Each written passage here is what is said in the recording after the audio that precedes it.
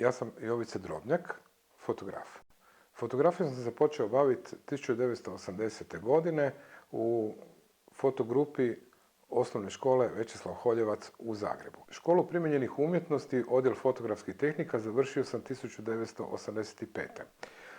Iza toga sam jedno 12 godina bio zaposlen u jednoj velikoj medijskoj kući gdje sam radio za različite magazine i časopise, a od 2009. sam slobodni fotograf. Danas bih vam predstavio dvije svoje serije, odnosno izložbe, koje su na neki način, na prvi pogled, ono što bi se reklo, totalno različite, a s druge strane imaju puno toga zajedničkog. Prva serija o kojoj ću vam pričati je serija pod nazivom Ilegalna iluminacija. Radi se o spomeniku autora Vojina Bakića, koji se nalazi na Petrovoj gori, to je spomenik ustanku naroda Banije i Korduna, koji je ujedno i jedna skulptura visine 30 metara, a ujedno je bio, pošto je unutra bio muzej, dakle i arhitektonski objekt.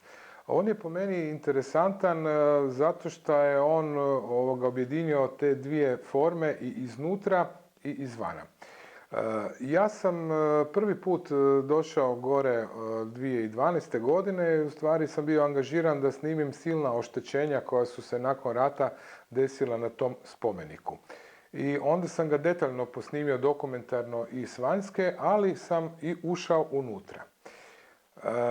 Ono što mene fascinira je to da taj spomenik i dan danas izgleda maestralno, mada je on bio totalno i dalje skrvnut, razrušen. A isto tako iznutra kad čovjek uđe vidi da su to radili vrhunski arhitekti i da je tu stvarno mašta radila na najjače. Spomenik je bio koncipiran tako da je on bio komplet okolo obložen inoks čelikom, dakle jednim srebrnim čelikom koji reflektira svjetlost i taj spomenik kako god sunce ide oko njega uvijek je drugačiji. Međutim, nakon te devastacije tamo se otvorilo puno rupa i za razliku od onog samog starta kad je jedino legalno svjetlo, odnosno ono što su projektanti i Bakić odlučili da ulazi unutra, išlo sa raznih platformi gore sa plafona, znači jedno svjetlo odozgora. Međutim, sad kako je to razrušeno, sada to svjetlo kako god sunce kruži, ulazi u njega na različite strane i stvara izvrsne svjetlosne efekte zajedno sa betonskom strukturom tog stubišta koje je tako fascinantno izvedeno i onda se tu dobije u stvari jedna fascinantna priča. Ovo su dvije fotografije koje možda najbolje opisuju priču o igri svjetla i strukture. Dakle, ovdje imamo dvije fotografije koje su 95% isti kadar, ali su snimljene u totalno različito doba dana. Znači, ovdje imamo fotografiju, to je znači detalj tog stubišta na Petrovoj gori, gdje je već bilo vrijeme takvo da je sunce zalazilo skroz do kraja i znači ulazi nam ovo zlatno svjetlo, vidite kako lijepo ulazi i prodire u strukturu. A recimo ujutro taj isti kadar izgleda totalno drugačije. S jednog drugog smjera dolazi svjetlo i totalno drugu sliku. Evo, to je dakle osnovni princip mog rada na Petrovoj gori. Evo još jedna interesantna stvar kod ove izložbe, s obzirom da je ona snimana jedan dio 2012. godine u 5. mjesecu, a dio 2014. na jesen. Ovo je iz serije koja je rađena 2012. i tu primjećujemo jedan zeleni ton, znači nekakvog zelenog svjetla koje je ušlo u fotografiju.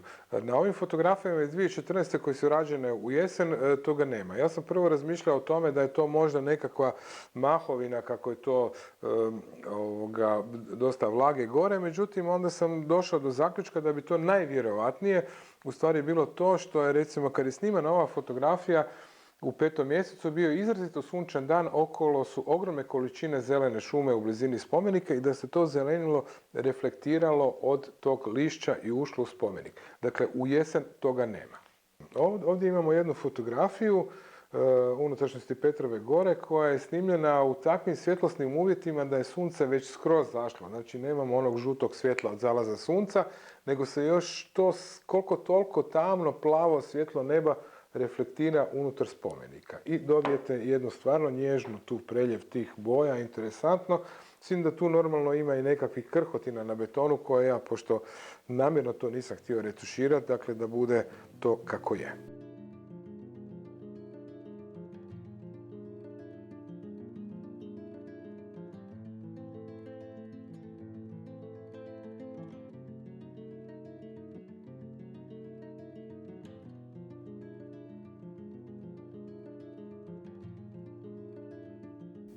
Dakle, druga serija, odnosno izložba o kojoj ću vam danas pričati je izložba pod nazivom Ograde svjetla.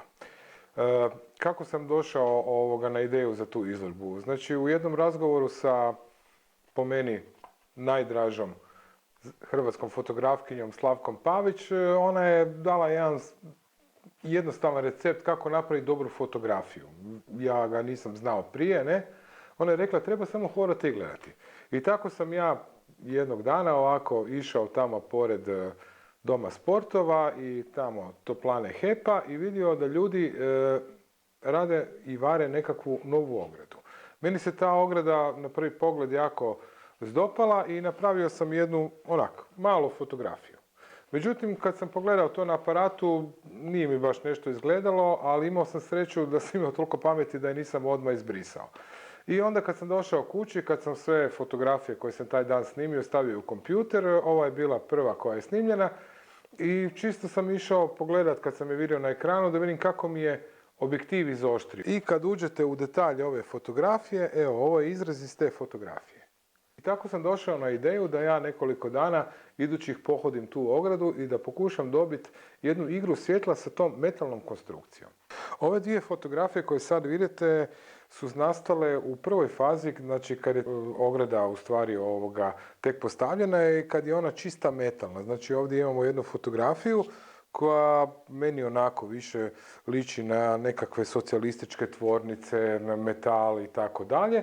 A ovdje imamo jednu drugu koja je snimljena u jedno drugo doba dana, kad je već sunce dosta zašlo, kad je još ostalo samo tamno plavo nebo koje se jako lijepo reflektira na ovoj ogradi. I ovo meni recimo izgleda kao nekakva metalna jata riba. Dakle, nakon što je ograda postavljena, na moje iznenađenje oni su je pofarbali u jednu plavu boju. Ja sam mislio da je to konačna boja. Međutim, taj dan baš mi svjetlo nije baš pretjerano odgovaralo, tako da sam snimio svega nekoliko fotografija i evo, ostala je ova, pa sam se vratio nakon nekoliko dana da tu plavu ogradu ponovo snimim u malo drugačijim svjetlosnim uvjetima, ali evo iznenađenja. Ovo je bila samo temeljna boja. Oni su na kraju pofarbali nju u bijelo. Što je meni opet dalo jednu dobru priču, jer pri difuznom svjetlu ona kao da je nema, jedva se naznačuje ta njena struktura. Kad je jako sunce, znači kad imamo sjene, evo iz te iste ograde dobijemo jednu fantastičnu grafiku. Isto tako, ovo je druga fotografija koja pokazuje strukturu te cijele ograde koja je u stvari napravljena u obliku nekih munja. Dakle, evo, pokazao sam vam dvije priče koje su u stvari totalno različite. Imate snimanje spomenika na Petrovoj gori gdje su svuda neke zakrivljene linije, gdje ima hrpa nekakvih različitih boja i jednu seriju jedne metalne ograde koja ima totalno oštre linije, uglavnom su crno-bijele te sjene. I sad, ono što je zajedničko u stvari, to je jedna igra svjetlosti i strukture. Fotografija je za mene jedna velika igra sa svjetlom koja me izuzetno veseli. To je priča o mojoj fotografiji.